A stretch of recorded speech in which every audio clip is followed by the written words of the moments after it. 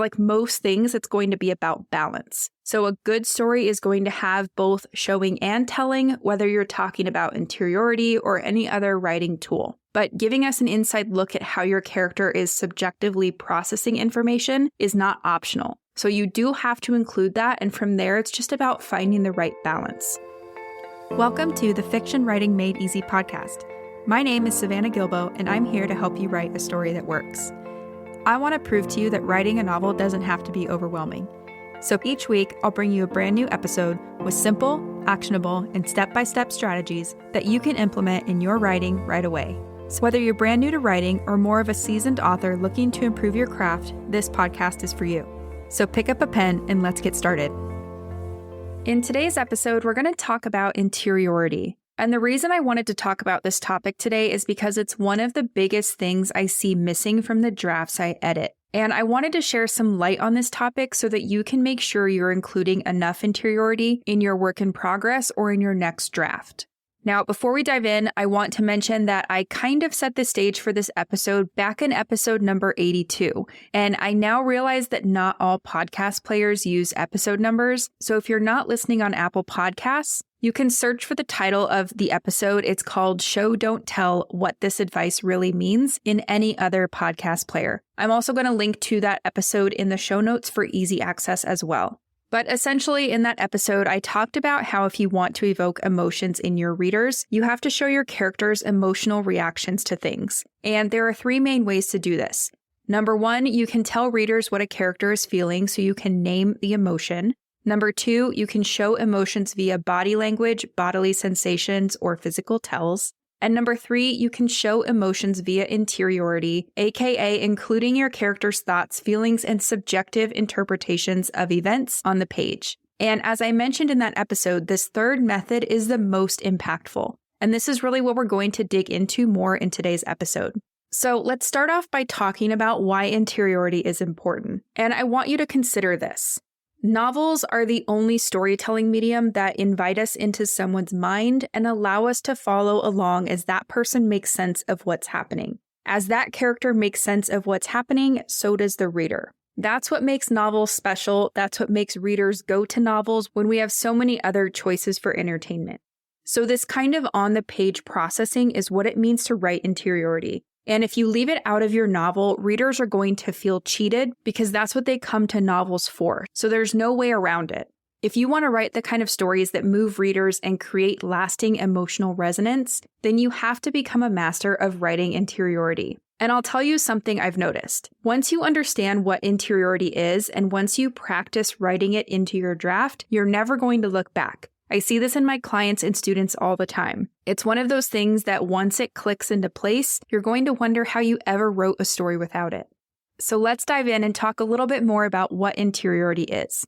Interiority is on-the-page access to a protagonist's psyche as they process information in an interesting way. So basically, it's your character's thoughts, feelings, memories, impressions, opinions, reactions, and inner struggles expressed on the page.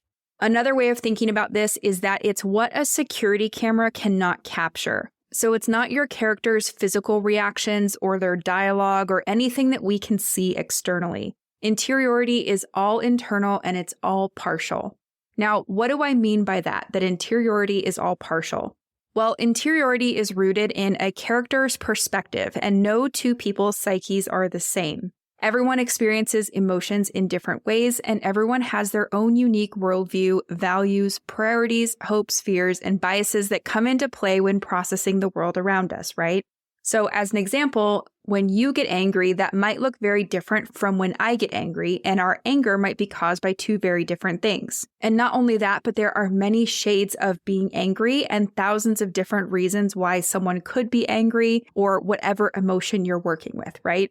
So to bring this to life in another way, I'm going to paint you an example. So imagine you're reading a story about a mother-daughter relationship and the mom brings her daughter home a brand new dress. And imagine it's very beautiful, it's very sparkly, and as you read the description of it, you're just expecting the daughter to love it, but instead she's angry. So as readers, we're kind of thinking, okay, what? That makes no sense. Why is she angry? This is a beautiful dress. And then let's say that you keep reading and the daughter storms off down the hallway. you'd still be left in the dark about why she's so angry. You wouldn't understand why she's reacting the way that she's reacting, right? But if the author included some interiority, so for example, let's say that the author includes this. She thinks she can just buy me a new dress after what she did. I should have never asked her to come to Parents' Day at school. By including that little bit of interiority, the daughter's behavior makes a lot more sense, right? So we know a little bit more about why she's mad at mom and why even this beautiful sparkly dress is going to result in anger. I would much rather have those specific thoughts on the page than a description of a character storming off and stomping their feet down the hallway, or slamming their door and rattling all the shelves in the hallway, or anything like that. All of these are external reactions, and if you add them up over time, it just becomes way too dramatic. But this is where a lot of writers stop with their characters' reactions. And instead of just stopping there, I'd rather that you dive into your character's head to add this kind of context, meaning, humor, or emotion to any given situation. Again, this is going to be your superpower because interiority can help you reach the depths of someone's psyche that no other storytelling medium can. This is what makes novels so awesome and why we still choose to read novels while having access to so many other sources of entertainment like Netflix and Amazon Prime and all that stuff, right? So hopefully, as you can see, the purpose of interiority is to help readers connect with your characters by exposing their inner life, so their thoughts, their feelings, and their subjective interpretation of events.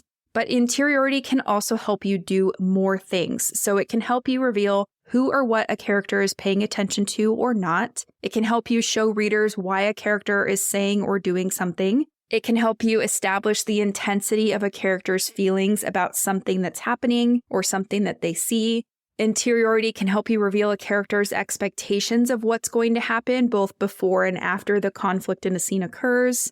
It can help you show readers how trusting a character is on the inside versus how they act on the outside. It can help you establish what a character wants to be kept private and why, which will eventually help you up the stakes. It can help you reveal a character's vulnerability in any given situation, and so much more.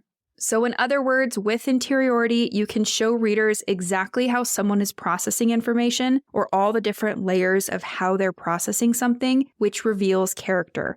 And this is true whether you're writing in first person or third person, whether you're writing for adults, young adults, or middle grade readers. All stories, regardless of genre, need to include interiority. Now, you might be wondering, okay, this makes sense, but how do I know if something is interiority or not? How do I know if I've been doing this already or if a certain passage is interiority or not?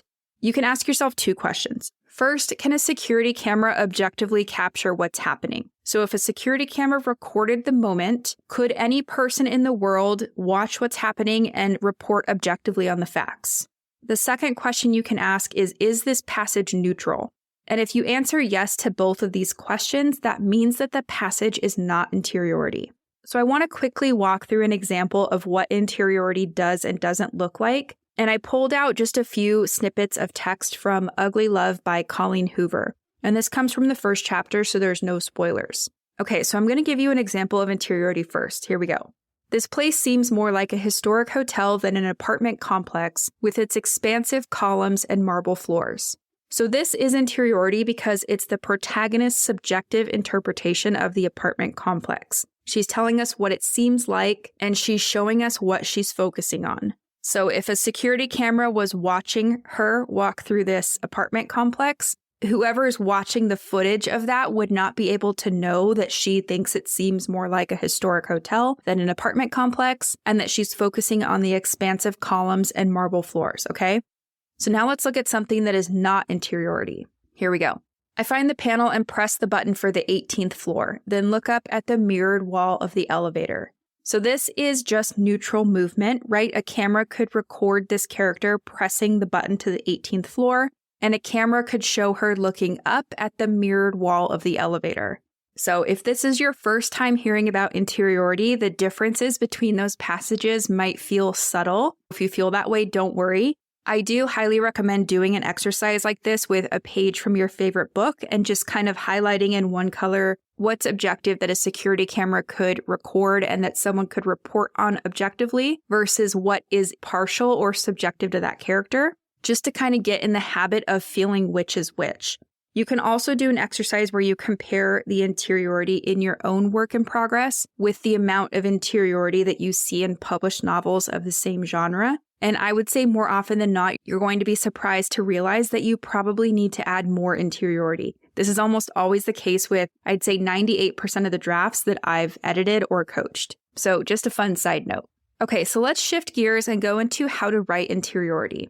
Now, since interiority is rooted in your character's perspective, you are going to need to do the work up front to understand their worldview, their fears, their biases, their hopes, their dreams, their goals, their preferences, their motivations, and all those wonderful things before you can write any kind of meaningful interiority. You're also going to need to do the work to develop your story's plot so that your character has something to react to. And this is important because even though our thoughts and feelings are private, they are rooted in or triggered by something or someone, including ourselves. So we need to flesh out character and we need to develop plot before we can write any kind of meaningful, impactful interiority. And then once you've done the work to flesh out your characters and your plot, there are some questions I want you to keep in mind as you write each one of your scenes. So number 1 is, what is your character's goal coming into this scene? Number 2, what is their motivation for pursuing that goal? Number 3, how are they feeling when the scene starts? Number 4, what do they hope will happen in this scene? Number 5, what do they worry or fear will go wrong? Number 6, how do they feel about their ability to accomplish their goal? Number 7, how do they feel once the conflict kicks in? Number 8, how do they feel about the other characters in the scene or even the setting? Number 9, how do they feel when the scene ends? And number 10, how do they feel about their place in the overall plot right now in this scene? You don't have to address all of these questions in every scene, but you can train yourself to think along these lines when your character is experiencing emotions. The writers who tend to struggle with interiority usually just use physical sensations to convey emotions, and their scenes end up feeling really dramatic or cliche. So instead, use these questions to dig deeper. Look for what lives underneath those physical reactions. If you're editing a finished draft, you can look for places where you've either named emotions or where you've written some of those cliche character reactions like slamming their fists on the table and stomping their feet and things like that. And you can elaborate or change what you have to include interiority. So, for example, if you find a spot in your draft where you've told readers that a character feels anxious, instead of just stopping there, show us why. So what is your character nervous or anxious about? Are they worried that they won't succeed in whatever's coming up in the scene? Do they have low self-esteem about something in particular? Will their ex-partner be in the room during a big presentation and was that unexpected? Are they worried about a specific worst-case scenario that could give readers some additional context either into that character or the plot or the stakes? Things like that. Now, a question I get asked all the time is, isn't this telling? So including a character's thoughts, isn't that telling, and isn't telling a bad thing? And my answer is this. Interiority can be telling, but it can also be showing. So if you're worried about interiority being telling, just do me a favor and just get that out of your head, because like most things, it's going to be about balance. So a good story is going to have both showing and telling, whether you're talking about interiority or any other writing tool. But giving us an inside look at how your character is subjectively processing information is not optional. So you do have to include that, and from there, it's just about finding the right balance. And that's just going to take time and practice. So hopefully you can see that writing interiority is super, super important. There are many things beyond base feelings and immediate physical reactions that you can layer into your writing. And that's where you're really going to start giving your characters depth. And as an editor and a coach who sees a lot of drafts, I can tell you that this is one of the biggest things that's going to improve the quality of your first draft or any draft really. So always be on the lookout for where you can add more interiority. And I always tell my clients and students that when you feel uncomfortable about the amount you're adding in, that's probably when you're doing it right. So get to that level or find that edge where you're starting to feel a little bit uncomfortable about the amount of interiority you're including, and you'll know you're probably doing it right. Now, before I let you go, let's do a quick recap of some of the key points we talked about in today's episode. Key point number 1 is that interiority is on-the-page access to a protagonist's psyche as they process information in an interesting way. So it's your character's thoughts, feelings, memories, impressions, opinions, reactions, and inner struggles expressed on the page. It's what a security camera cannot capture. Key point number 2 is that it's all rooted in your character, so it needs to be partial. No two people's psyches are the same, and everyone experiences emotions in a different way. We all come into situations with our own unique worldviews and fears and hopes and biases and all that fun stuff, and that's going to affect the way we process the world around us. Key point number 3 is that it's not enough to just rely on physical sensations or physical reactions to convey emotions. This is what's going to leave your writing feeling way too dramatic or cliche, so instead just aim to go a level deeper. Look what lives underneath those physical reactions and always ask questions like, why is this character doing this? Or how does she feel about this in the moment? Or what is making her react this way? And show that to us on the page. I'm sure that you know why someone's reacting the way that they are, but you need to put that on the page if you want readers to have that experience as well. The most important thing to remember out of all of this is that your character is not an impartial security camera just recording the events of the scene for readers, no matter which point of view you're writing in. You always have to bring it back to character and remind yourself that they're experiencing the moments you're throwing at them via the plot, and that in real life, people react to stuff all the time, so should your characters. You're telling a story because you want people to experience it, and this is exactly what Interiority will allow you to do. It's how you're going to get readers to live vicariously through your characters, and how you'll give them the emotional experience they're looking for. So that's it for today's episode. Thank you so much for tuning in and for showing your support.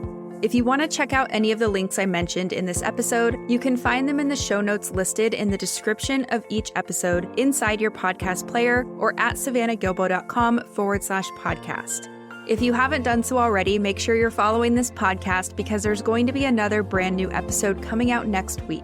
If you're an Apple user, I'd really appreciate it if you took a few seconds to leave a rating and a review. Your ratings and reviews tell Apple that this is a podcast that's worth listening to. And in turn, your reviews will help this podcast get in front of more fiction writers just like you. So if you have a quick second, please leave a rating and a review and share this podcast with some of your friends. And then I'll see you next week with a brand new episode full of actionable tips, tools, and strategies to help you become a better writer. So until then, happy writing.